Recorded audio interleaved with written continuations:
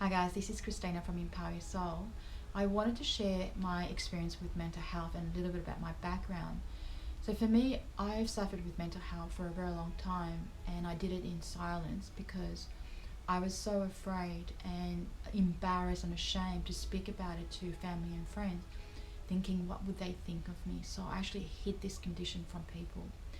Really, I think because mental health in society is not really considered the same thing as a physical condition, so people really looked at you very differently.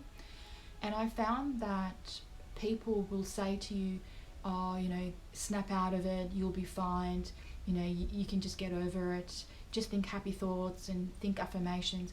But that was not the case, and it made things even worse for me, and I just couldn't snap out of it.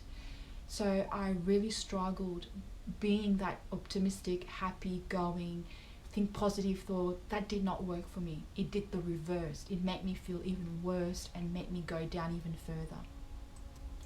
Growing up in my teens, I just didn't want to be here anymore. I went into that dark place within myself that to end it all. But that actually happened after a nasty, untrue rumor that was spread about me that really took me straight to that dark place within myself, because I was considered a nasty person and I was on survival and very reactive person. So therefore, it really did not serve me. But that experience was so unbearable that I actually really went into that dark place of ending it all.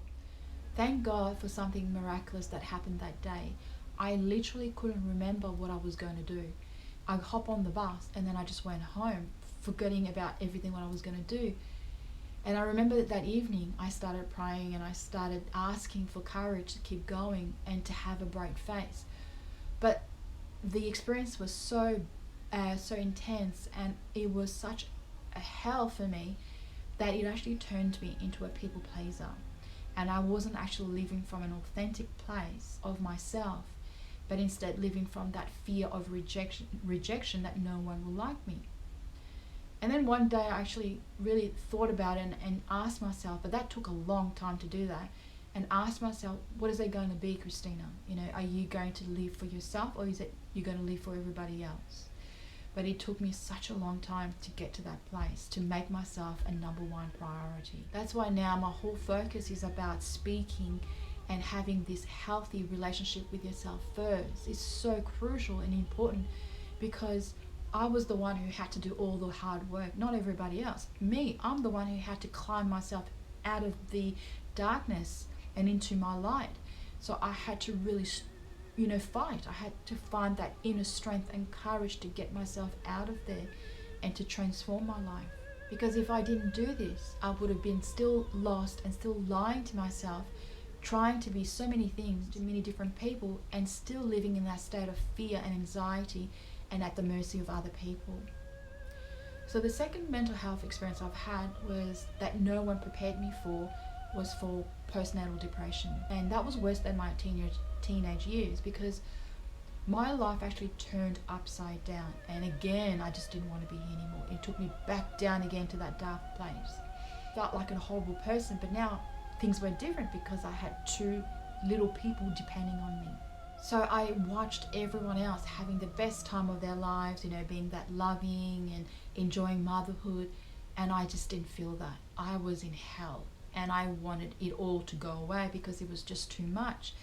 And every time I would spend time with people with their kids, that made me feel even worse. That made me felt that I was not good enough and I was not doing a great job as a person and as a mother.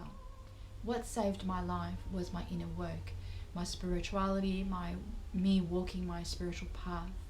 I used all the tools that I had learned throughout my life on myself and transform myself from the inside out.